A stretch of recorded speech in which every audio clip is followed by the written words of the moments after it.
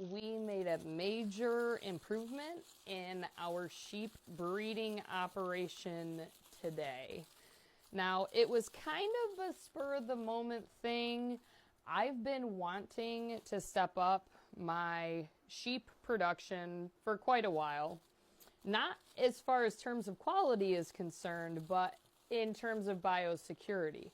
So it's not as common in the sheep world that people test their flocks. In fact, it's rare if you find a sheep farmer that routinely does biosecurity screening. I had posted a ram lamb for sale on Facebook a week or two ago. And I'd had some interest and people had contacted me, but nobody seriously.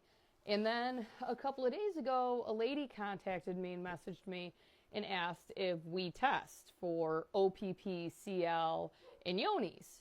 To which the answer was no, because we haven't up until this point. We've been breeding for 6 years, and we've never done that biosecurity screening just because we didn't have a way to do it. So up until this point, I didn't really want an outrageously expensive vet bill. I didn't want to have to go through my veterinarian, so I had just kind of put it to the back burner for a while.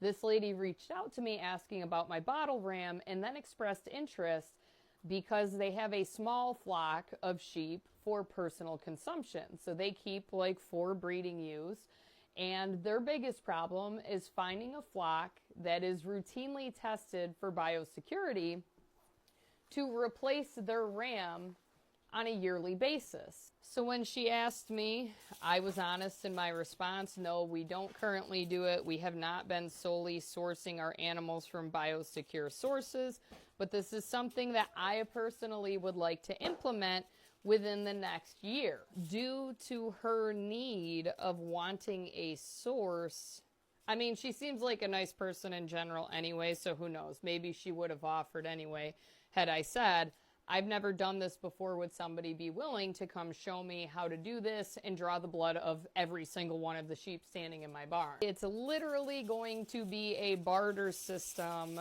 because she needs a ram and I needed help drawing the blood of my sheep, because although I am awesome in all of the skills that I have, drawing blood is not one of those skills. So the one time or a couple of times I had to test my sheep for other reasons, I had to poke that sheep a lot of times. So it's not like I'm very efficient myself, and she was ultra efficient. So all of my sheep and all of the goats that are long-term residents standing in my barn, the only animals we did not test were the market lambs that are going to the processor within the next month. So aside from that, everybody else got tested, and now what I'm doing is packaging them up for shipment, and this is how she recommended I do it. We are going through UBRL laboratory, so I am going to try to make it to the post office today by 5 o'clock to send these out in the mail today, if I can manage. Now, no, I have not tested for OPP over the course of the time that I've owned my flock, but I have been very selective about the sources of the animals that I have brought in.